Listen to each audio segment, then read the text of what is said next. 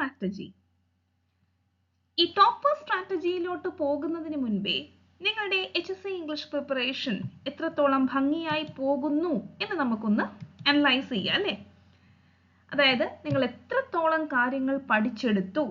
ഇപ്പം നമ്മളുടെ നോട്ടിഫിക്കേഷൻ വന്നിട്ട് 2 മാസം കഴിഞ്ഞു അല്ലേ? അതായത് 60 days കഴിഞ്ഞു എന്നതാണ് നമുക്ക് മനസ്സിലാക്കാനായിട്ട് സാധിക്കുന്നത്. So how far have you prepared? നിങ്ങളുടെ സിലബസ് കവറേജിനെ കുറിച്ച് ഒരു ഇവാലുവേഷൻ സ്വയം നിങ്ങൾ നടത്തുക. എത്രത്തോളം കാര്യങ്ങൾ നിങ്ങൾ ഭംഗിയായിട്ട് പഠിച്ചു.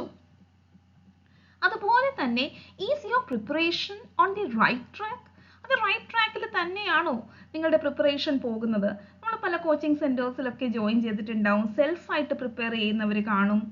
അപ്പോൾ നമ്മളുടെ പ്രിപ്പറേഷൻ റൈറ്റ് ട്രാക്കിലാണോ എന്ന് നമ്മൾ വിലയിരുത്തേണ്ടിയിരിക്കുന്നു. കാരണം 60 days പിന്നിട്ട് കഴിഞ്ഞു. ഇനി ഉള്ള ദിവസങ്ങൾ എന്ന് പറയുന്നത് 120 ദിവസം മാത്രമാണ് മാക്സിമം നമ്മുടെ കയ്യിൽ നമ്മൾക്ക് പ്രതീക്ഷിക്കാൻ സാധിക്കുക. അത് August 1 എന്നൊരു ആ ഒരു ഡെഡ് ലൈൻ വെച്ചിട്ടാണ് നമ്മൾ പോകുന്നത് അല്ലേ? അപ്പോൾ നിങ്ങളുടെ സ്ട്രെങ്ത് ആയിട്ടുള്ള ഏരിയാസ് ഏതാണ്, നിങ്ങളുടെ വീക്ക്നെസ് എന്താണ് എന്നൊക്കെ ഐഡന്റിഫൈ ചെയ്യാനായിട്ട് ഈ 60 ദിവസം കൊണ്ട് നിങ്ങൾക്ക് സാധിച്ചിട്ടുണ്ടാകും.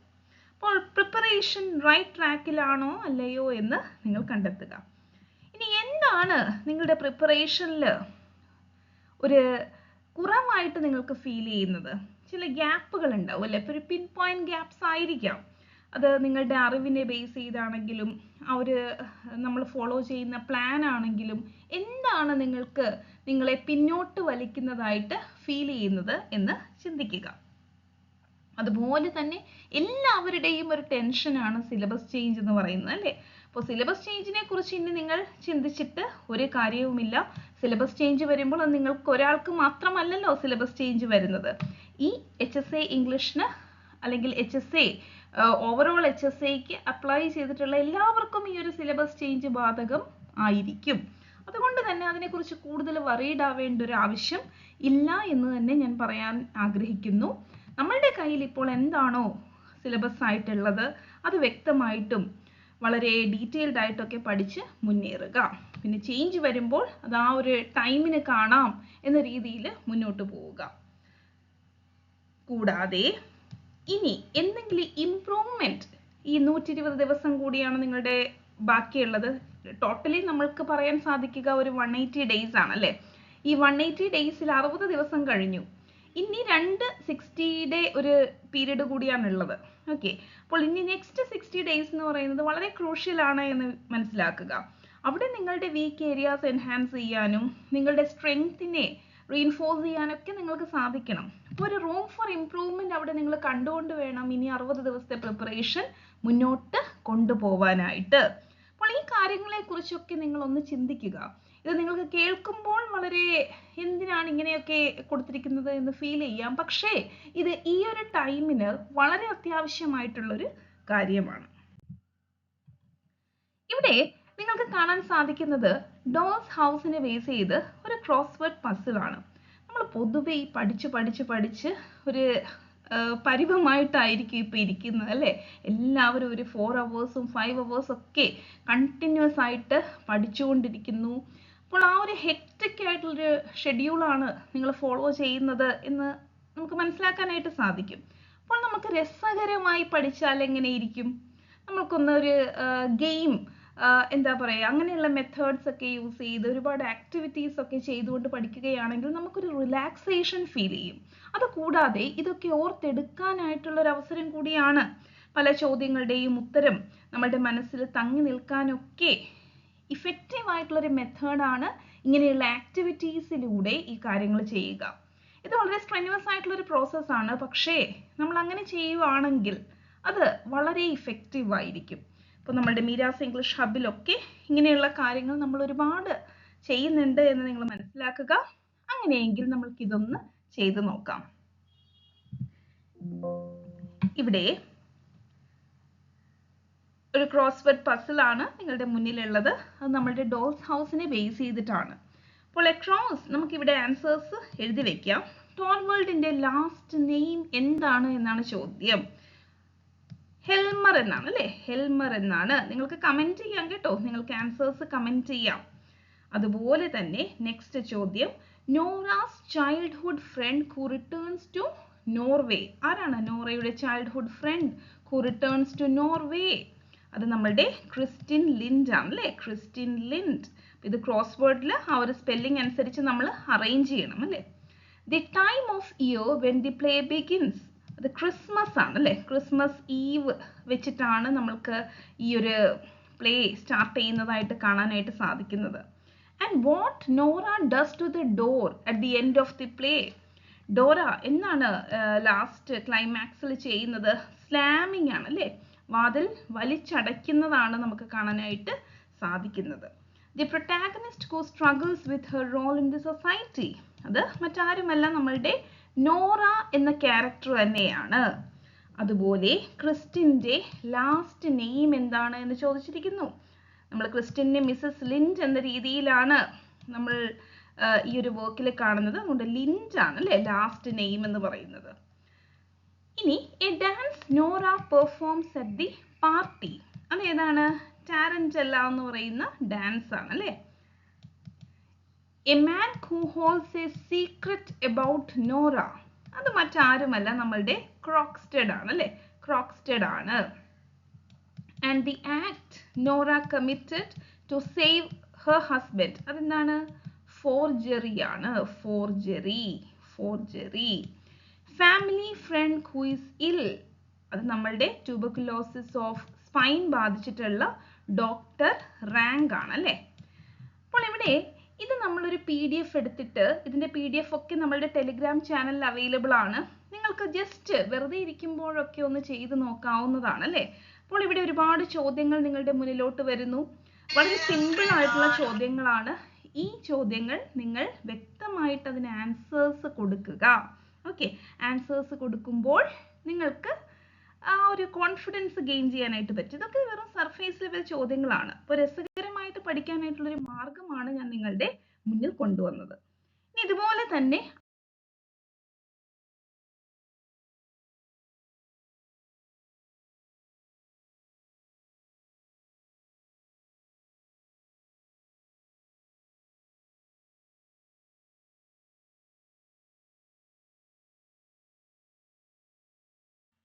ഗ്ലാസ് മെനേജറി എന്ന് പറയുന്ന വർക്കിലെ ചോദ്യങ്ങളാണ് നിങ്ങൾക്ക് ഇവിടെ കാണാൻ സാധിക്കുന്നത്. ഇവിടെ ആദ്യത്തെ ചോദ്യം ശ്രദ്ധിക്കുക. A former high school classmate of Tom and Laura visits the Wingfield home. അതാരാണ്? അത് മറ്റാരുമല്ല നമ്മളുടെ ജിം ആണ് അല്ലേ, Jim O'Connor. The narrator and the main character in the play, അത് ടോം ആണ് അല്ലേ, Tom. The collection of wild animals kept in captivity symbolizing Laura's fragile world, അത് നമ്മളുടെ ഗ്ലാസ് മെനാജറി ആണ് അല്ലേ, ഗ്ലാസ് മെനാജറി. അതുപോലെ the material of Laura's beloved collection, ഏത് material വെച്ചിട്ടാണ് ഈ ഒരു കളക്ഷൻ ഉണ്ടാക്കിയിരിക്കുന്നത്? അത് ഗ്ലാസ് വെച്ചിട്ടാണ് അല്ലേ, ഗ്ലാസ് വെച്ചിട്ട്. The aspiration and illusions that drive the characters action, ഈ ഒരു പ്ലേയിലെ ക്യാരക്ടേഴ്സിന്റെ ആക്ഷനെ ഡ്രൈവ് ചെയ്യുന്ന ആസ്പിറേഷൻ, ഇല്യൂഷൻ എന്നൊക്കെ പറയുന്നത് അവരുടെ ഡ്രീം ലൈക്ക് എക്സിസ്റ്റൻസ്, ഒരു ഡ്രീം ലൈക്ക് വേൾഡിലാണ് അല്ലേ. ഡ്രീംസ് ആണ് എന്ന് ഓർക്കുക, ഡ്രീംസ് ആണ്, സ്വപ്നങ്ങളാണ്. The narrative device use to tell the story as Tom recalls his past, അത് മറ്റൊന്നുമല്ല മെമ്മറി ആണ് അല്ലേ, മെമ്മറി പ്ലേ ആണ് ഗ്ലാസ് മെനേജറി എന്ന് പറയുന്നത്. അതുപോലെ next city where the വിങ്ഫീൽഡ് family lives, അത് സെന്റ് ലൂയിസ് ആണ്, സെന്റ് ലൂയിസ് ആണ്. The escape route Tom dreams of symbolizing his desire to leave his family, അത് ഫയർ എസ്കേപ്പ് ആണ്. ഫയർ എസ്കേപ്പ് വളരെ സിംബോളിക് ആയിട്ടുള്ള ഒരു സെറ്റിംഗ് ആണ്. ഇവിടെ ജീവിതത്തിൽ നിന്നും ആ ഒരു ഡെസ്പറേറ്റ് ആയിട്ടുള്ള ലൈഫിൽ നിന്നുള്ള എസ്കേപ്പ് ആണ് അവർ അത് സിംബലൈസ് ചെയ്യുന്നത്. Now Tom's shy and fragile sister who has a limb and a collection of glass animals, നമ്മളുടെ ലോറ വിങ്ഫീൽഡ് ആണ് അല്ലേ. Tom's ultimate goal to leave his family and confines of his life എന്ന് പറയുന്നത് ഒരു escape ആണ്. Tom മാത്രമല്ല മറ്റു ക്യാരക്ടേഴ്സും ഒരു എസ്കേപ്പ് തന്നെയാണ് ഈ ഒരു ലൈഫിൽ നിന്നും അവർ ആഗ്രഹിക്കുന്നത് എന്ന് ഓർക്കുക. ഇത്രയും നമ്മൾ വളരെ സർഫേസ് ലെവൽ ചോദ്യങ്ങളാണ് ഡീൽ ചെയ്തത് അല്ലേ. ഇനി കുറച്ച് ടഫ് ആയിട്ടുള്ള ചോദ്യങ്ങളിലൂടെ ഒന്ന് നമുക്ക് കടന്നു പോകാം. അപ്പോൾ ഇത് നിങ്ങൾക്ക് ആൻസർ ചെയ്യാൻ പറ്റുന്നുണ്ടോ, ഈ ചോദ്യങ്ങൾക്ക് നിങ്ങൾ എങ്ങനെ കാണുന്നു ഈ ചോദ്യങ്ങൾ? നിങ്ങൾ വളരെ ഡിഫിക്കൽട്ട് ലെവലായിട്ടാണോ കാണുന്നത് എന്നൊക്കെ ഒന്ന് സ്വയം വിലയിരുത്താനായിട്ടാണ് കുറച്ച് ചോദ്യങ്ങൾ ഞാനിവിടെ റാങ്ക് മേക്കിംഗ് ആയിട്ടുള്ള കുറച്ച് പോയിന്റ്സ് ഇവിടെ കൊടുത്തിട്ടുള്ളത്. ഓക്കെ, അപ്പോൾ name the author of the most reliable biography of Shakespeare. Shakespeare a study of facts and problems എന്ന വർക്ക് എഴുതിയത് ആര് എന്നാണ് ചോദ്യം. E.K. Chambers, Geoffrey Bull, Granville Barker, G.B. Harrison. ഇവിടെ ആൻസർ ആയിട്ട് വരുന്നത് E.K. ചേംബേഴ്സ് ആണ്. ആ ഒരു ബുക്കിന്റെ ഇമേജ് ഞാനിവിടെ കൊടുത്തിട്ടുണ്ട്. അടുത്തൊരു ചോദ്യം, name a popular Indian critic of Shakespeare എന്നതാണ്. Name a popular Indian critic. അപ്പോൾ ഇവിടെ ഇങ്ങനെയുള്ള ചോദ്യങ്ങളൊക്കെ നമ്മൾക്ക് പ്രതീക്ഷിക്കാം എക്സാമിന്. അപ്പോൾ ഓപ്ഷൻ ശ്രദ്ധിക്കുക: C.D. നരസിംഹയ്യ, K. നാഗരാജൻ, മീനാക്ഷി മുഖർജി, ശ്രീനിവാസ അയ്യങ്കർ. ഇവിടെ ഉത്തരമായിട്ട് വരുന്നത് നമ്മളുടെ C.D. നരസിംഹ അയ്യ എന്ന് പറയുന്ന ഒരു ഇന്ത്യൻ ക്രിറ്റിക് ആണ് കേട്ടോ. അടുത്തത് നിങ്ങൾ എല്ലാവരും ഫെമിലിയർ ആയിട്ടുള്ള ഒരു സ്റ്റേറ്റ്മെന്റ് ആവാം. The metaphysical poets were men of learning and to show their learning was their whole endeavor. They neither copied nature nor life എന്ന് പറയുന്നത് ഡോക്ടർ ജോൺസൺ ആണ് അല്ലേ. ജോൺസന്റെ സ്റ്റേറ്റ്മെന്റ് ആണ് മെറ്റഫിസിക്കൽ പോയിറ്റ്സിനെ ബേസ് ചെയ്തിട്ട്. അതുപോലെ നമ്മളുടെ ലിറിക്കൽ ബാലഡ്സിനെ ബേസ് ചെയ്തിട്ടുള്ള ഒരു സ്റ്റേറ്റ്മെന്റ് ആണ് The design of the collaborators was to include it in two different kinds of poetry. In the one, the incidents and agents were to be, in part at least, supernatural. In other, the subjects were to be chosen from ordinary life. Who made this comment on which book? ഏത് ബുക്കിലാണ് എന്നുകൂടി ചോദിച്ചിട്ടുണ്ട്. ഇവിടെ നമ്മളുടെ answer വരുന്നത് Coleridge ആണ്, on lyrical ballads. Okay, Coleridge on lyrical ballads അതാണ് answer ആയിട്ട് വരുന്നത്. Next, the word kindergarten was borrowed into English vocabulary from German ആണ് കേട്ടോ. ജർമ്മൻ ആണ് ഇവിടെ ആൻസർ ആയിട്ട് വരുന്നത്. കിൻഡർ ഗാർട്ടൻ, കിൻഡർ എന്ന് പറഞ്ഞാൽ കുട്ടികൾ, ഗാർട്ടൻ എന്ന് പറയുന്നത് ഗാർഡൻ. ഓക്കെ, ആ രീതിയിൽ ജർമ്മൻ വാക്കാണ്, ജർമ്മനിൽ നിന്നുമാണ് ഈ ഒരു വാക്ക് ഇംഗ്ലീഷിലോട്ട് വരുന്നത്. അടുത്തതായിട്ട്, what is the extended and inclusive Notion of feminism that Toni Morrison evolved and developed in her work? അത് ബ്ലാക്ക് ഫെമിനിസം ആണ്. ബ്ലാക്ക് ഫെമിനിസം ഈ ടോണി മോറിസൺ ഒക്കെ വളരെ ഫേവറേറ്റ് ഏരിയയാണ്. അപ്പോൾ അതുകൊണ്ടാണ് ഇങ്ങനെയൊക്കെയുള്ള ചോദ്യങ്ങൾ നമുക്ക് പ്രതീക്ഷിക്കാം. ഇനി ടാഗോറിന്റെ ഒരു വർക്കിനെ ബേസ് ചെയ്തൊരു ചോദ്യമാണ്. Tagore's ബിനോദിനി, generally regarded as the first modern novel by an Indian author, was translated into English by his biographer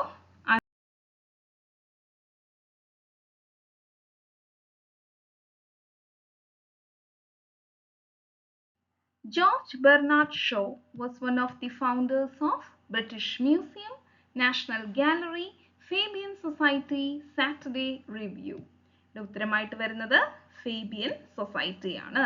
അപ്പോൾ ബയോഗ്രഫിക്കൽ ഡീറ്റെയിൽസിലൂടെയൊക്കെ കടന്നു പോകുമ്പോൾ ഇങ്ങനെയുള്ള പോയിന്റ്സ് കൂടി നോട്ട് ചെയ്ത് വെക്കുക.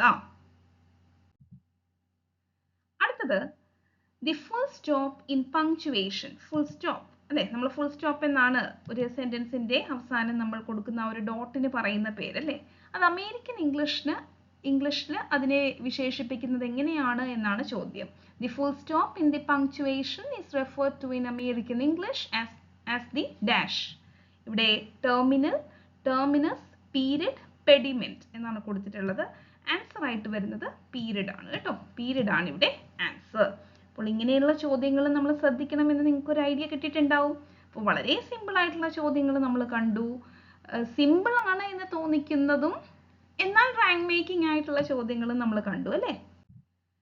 അപ്പോൾ ഇവിടെ HSC ഇംഗ്ലീഷിൽ ഒരു ടോപ്പറിന്റെ സ്ട്രാറ്റജി എന്ന് പറയുന്നത് മാക്സിമം നോളജ് അക്വയർ ചെയ്യുക എന്നതാണ്. മാക്സിമം നോളജ് എന്ന് പറയുമ്പോൾ ഈ സിലബസ് ഒരു പഴയ സിലബസ് ആണ്. അപ്പോൾ സിലബസ് മാറിയില്ല എങ്കിൽ ഈ സിലബസിനെ കുറിച്ചൊരു അവയർനെസ് ഉള്ള കുട്ടികൾ തന്നെയാണ് മാക്സിമം ആസ്പിറൻസ് എന്ന് പറയുന്നത് അല്ലേ. അതുകൊണ്ട് മാക്സിമം പോയിന്റ്സ് കളക്ട് ചെയ്യുക, ഈ പോയിന്റ്സ് റിവൈസ് ചെയ്യുക. അത് 1, 2, 3 നമ്മളിപ്പോൾ 3 റിവിഷൻ സ്ട്രാറ്റജി ഒക്കെയാണ് നമ്മൾ ഇവിടെ അസൈൻ ചെയ്തിട്ടുള്ളത്. ആ രീതിയിലൊക്കെ പോവുക. കൂടാതെ സ്റ്റാൻഡേർഡ് ക്വസ്റ്റ്യൻസ് ചെയ്ത് പഠിക്കുക, സ്റ്റാൻഡേർഡ് ക്വസ്റ്റ്യൻസ് പ്രാക്ടീസ് ചെയ്യുക. ജസ്റ്റ് വെറുതെ ഏതെങ്കിലുമൊക്കെ ഒരു മോക്ക് ടെസ്റ്റ് പൊട്ട ക്വസ്റ്റ്യൻസ് ഒന്നും പ്രാക്ടീസ് ചെയ്യുന്നതിലല്ല കാര്യം. പ്രാക്ടീസ് ചെയ്യുമ്പോൾ അവിടെ സ്റ്റാൻഡേർഡ് ക്വസ്റ്റ്യൻസ് ആയിരിക്കണം. ആ ഒരു സൊല്യൂഷനിൽ നിന്ന് പോലും നിങ്ങൾക്കൊരു പോയിന്റ് പഠിച്ചെടുക്കാനായിട്ട് സാധിക്കണം. അതുപോലെ ഇനി നമ്മൾക്ക് ദിവസങ്ങൾ വളരെ കുറവാണ്.